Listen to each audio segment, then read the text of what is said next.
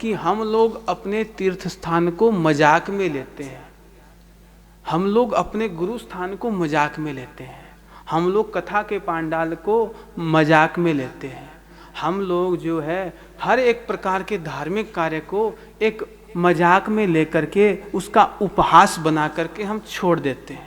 ये सबसे बड़ी कमी है हम हिंदुओं की, हम सनातनियों की। कोई माने तो ठीक, न माने तो ठीक, पर ये सत्यता है। वहाँ जाएंगे, ठीक है, वहाँ पर जा कर के गंगा जी में मैं स्नान कर रहा था, मेरे खुद की देखी हुई बात है। मैंने स्नान किया, स्नान कर मैंने कहा, सोचा कि कुछ संध्या कर लूँ, खड़े होकर के गंगा जी का तट है, तो मेरा प्रयास रहता है कि जब भी जाऊं तो तीनों समय की संध्याएं जो है वो गंगा जी के जल में खड़ा होकर के कर लूं, स्नान तीनों समय का कर लूं, मेरा प्रयास रहता है। मैं सूर्य को अर्घ दे रहा हूं, ऊपर से मुझे अर्घ आ रही है। मैं सूर्य को अर्घ दे रहा हूं, ऊपर से कोई अर्घ मुझे दे रहा है। ऊपर से आया एक व्यक्ति और जय सिया राम, मैं डर गया, मैंने कहा ये कहाँ से आ गया मगरमच्छ, महाराज खा जाएगा कल को। तो यह सब हम लोगों को नहीं करना चाहिए तीर्थ क्षेत्र में जाकर के। अगर ऐसा करना है तो वाटर पार्क्स हैं, वाटर पार्क में जाइए, वहाँ पर 200, 400, 500 रुपया फीस लगती है, वो फीस दीजिए और फिर चाहे कितनी मर्जी ऊंचाई से कूदिए और स्नान कीजिए। बड़े प्रेम से वहाँ पे जाके खेलिए, परिवार को ले जाइए। पर जब तीर्थ में पहुँच गए, गंगा जी में चले गए, तो तीर्थ क्षेत्रम कृतम पापम वज्रलेपो भवति। यहाँ पाप कर लिया तो ठीक है, कोई बात नहीं, पर तीर्थ क्षेत्र में जो पाप किया ना महाराज, वो वज्र के लेप के समान है, उसका शास्त्र में कोई प्रायश्चित नहीं दिया गया है महाराज। तीर्थ में जो पाप हो गया फिर वो लेप हो गया वज्र का, और उसका कोई भी किसी प्रकार का भी कोई भी प्रायश्चित शास्त्र में नहीं दिया गया है। इसलिए तीर्थ में जाकर के बस तीर्थ में गए, जेब में रुपया टका है तो धर्मशाला ली, नहीं है तो वहाँ गंगा जी के तट पे गए, वहीं जाकर के सीधे वस्त्र सहित बैग रखा साइड में कहीं व्यवस्थित लॉकर में, अपना लिया तो लिया, वो लिया जो लेना है लिया, लेकर के अपना लगाया अपना वस्त्र नहीं निकालना, वस्त्र को पहने ही सचैल स्नान करना है।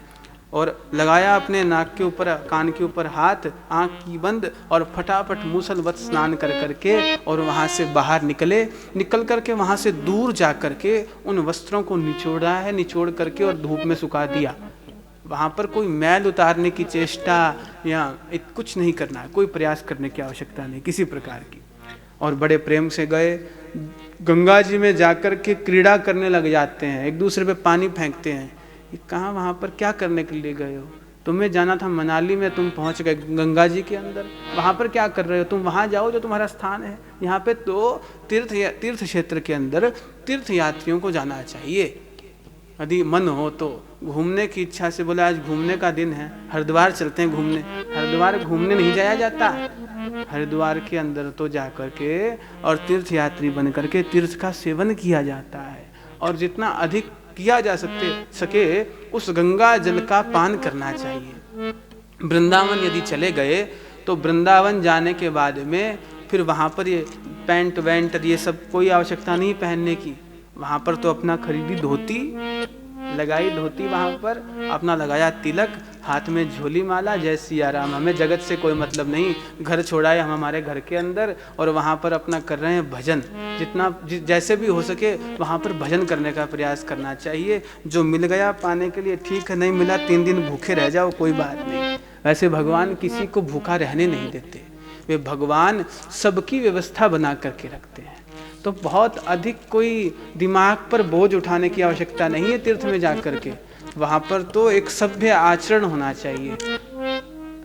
आज कथा आप लोग बड़े ध्यान से सुनते हैं, मैंने देखा है कि मैं जहाँ जहाँ कथा कहने जाता हूँ, ये मैं भगवान से डर के कहता हूँ, भगवान का आशीर्वाद है। जितने भी लोग बैठे हों, चाहे वो 200 हो चाहे 300 हो, आप लोगों ने तो देखा ही अभी पीछे कितनी भीड़, कितना रश होता था वहाँ पे, 500 लोगों का 600 लोगों का रश होता था, कोई भी नहीं हिलता था, और बड़े ध्यान से सब लोग कथा सुनते थे, बड़े ध्यान से। मल मूत्र का भी त्याग नहीं करने जाते थे कोई, और ये जाखड़ जी रोज सुनते थे वहाँ पे कथा, अभी बैठे आए हुए यहाँ पर। उनका यही स्वरूप है, ये चद्दर लेकर के, चाहे गर्मी हो चाहे सर्दी, आगे आगे कोने में आके कहीं बैठ जाएंगे चद्दर ओढ़ करके, और अश्रु का पात होता रहेगा, कथा सुनते रहेंगे। अश्रु का पात हो गया, इन्होंने हमें बताया, बोले अश्रु का पात मेरा हो गया तो जान जाइए कथा सुन ली, और नहीं हुआ तो उस कथा का हमारे ऊपर कोई प्रभाव नहीं हुआ। अपना रोते रहते थे, अश्रुपात करते रहते थे और कथा सुनते रहते थे बड़े प्रेम से।